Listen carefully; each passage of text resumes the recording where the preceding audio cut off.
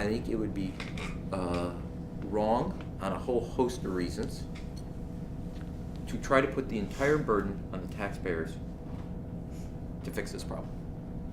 In the same way that those who are advocating putting the entire burden on our employees to bear all the reforms, or what would be basically reductions. I believe revenue and reform go together. I also believe, and why I believe taxes or revenue on its own is wrong, look at Springfield. They raised taxes with no reform, and now how's the reform process going? You have to marry these together because once the revenue's there, nobody has the impetus to make some other reforms. Springfield showed, and I know they work hard, and I think it's a mistake to separate in time and in negotiations revenue and reform. Springfield did it, and now they're having a world of hurt trying to figure out the reform piece. If you want to have a serious negotiation that's a give and take, that's balanced, and doesn't put your thumb on the scale too hard on one side versus the other, you got to get revenue reform as partnerships in solving this problem. So what kind of reform, what kind of revenue are you talking about? Well, that's for discussion, but I mean, I'm not going to get ahead of it and have that. But I've been clear as you were there today, Kate. If Springfield doesn't step up, I'm going to have people back in the chamber. We're going to work on 2015 budget. I start going. This is what I said. You have to have courage to meet the challenge. You can't get caught. But I think we have to realize the choices are really stark. You raise property taxes in the city level. Look, I mean, all five funds. It's 150% property tax increase. I think that maybe you guys have an economic model where that works.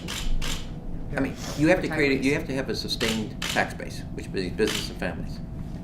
A 1 year, 50% increase in property taxes will be what I exactly said to you.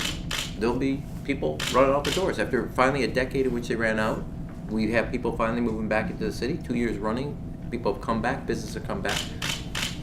As the one person who's out recruiting companies to relocate, expand here, families are coming back. I think it would be a really bad economic strategy for the city.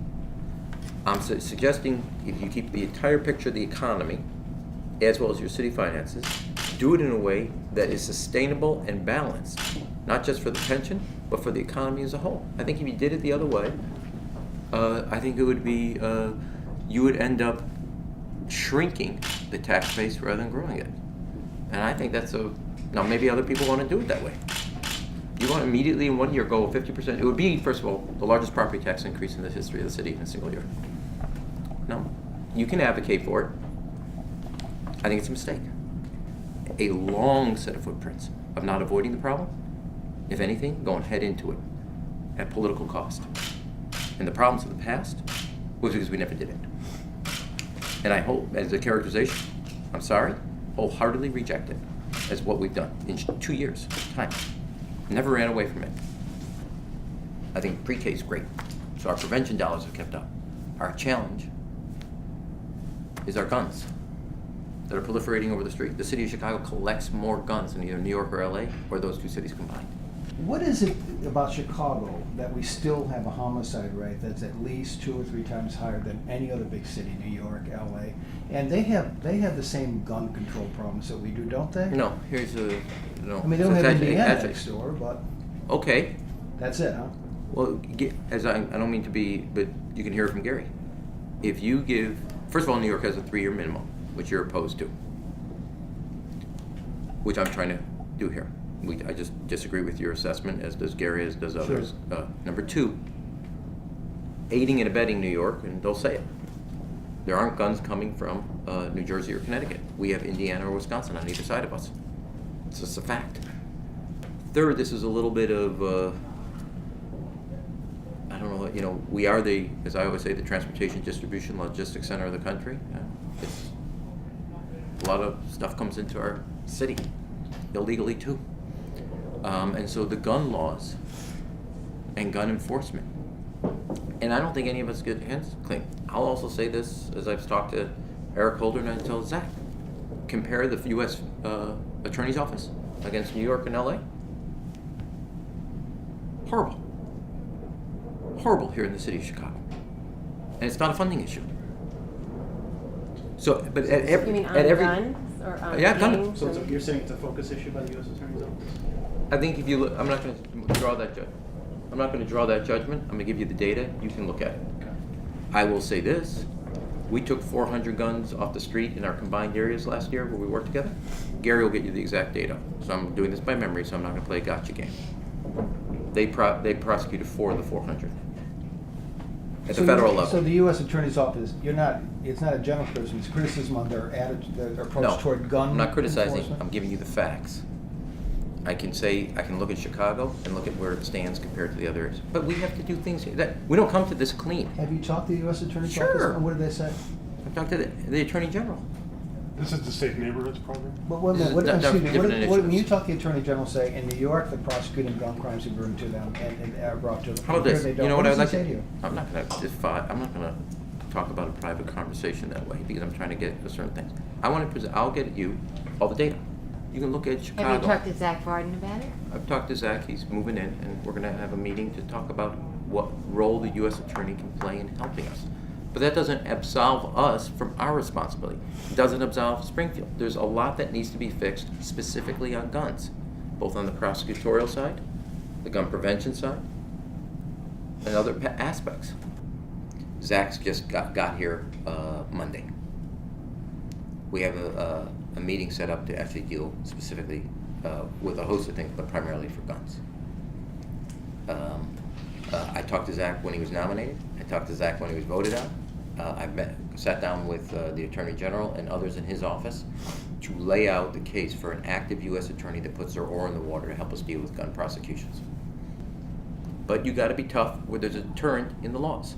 And I think if you try to say that right there, that's all we're going to focus on. You got to look at it in an entire program, everything that goes into it, gun control and gun prosecutions, and stiff penalties, and fully resourced intervention with police strategies is how you go at this. Not one in isolation of all the others. Mayor, Lois Scott isn't here, and she's been the subject of a lot of stories about her recommendations of Muhammad and her the bond business, you know, the one hand washes the other stuff. Do you think she's been unfairly treated, and if so, how? And tell us Yes. about how you feel about that. Well, look, first of all, separate. Whatever the comptroller, we did a preliminary review, comptroller, whatever happened in Ohio doesn't look like it happened here, but I asked for a thorough review, which they're conducting. And they'll issue a report, and we'll see what it says. And if they say something, if there's a problem, we'll deal with it. If it doesn't, we now know. The preliminary says nothing, but I asked for a deeper dive to report back to the IG and the Corporation Counsel for the city. I think, look, I left Washington, Fran, for a reason. I think it's a rotten town. I've seen friends in the Clinton administration did nothing wrong, have both their legal bills run up and their character defamed, where you can never get your reputation back. I happen to think it's honorable to go to public service. People don't have to do it. I asked Lois to do it. She doesn't have a private sector business anymore. She has ably served the people of the city of Chicago. I left Washington because I think it's a crap town that deals with people's reputation and character as drive-by hits. And I'm not going to participate in it. And I don't think Lois has done, nobody has anything that Lois has done wrong. She has ably served the people professionally. And just by inference, because she knew somebody, you all knew people that were aldermen that have been indicted and convicted. I didn't say anything about your characters. I think it's ridiculous. You're angry. Well, I think it's the wrong way to treat people. If you got something, talk about it. People have reputations and character. I saw it in Washington repeatedly. Saw people have their legal bills run up for no reason at all. Saw their professional lives ruined. We did nothing. You have a profession, and I say you not in the room, in journalism, you have a responsibility. She is serving.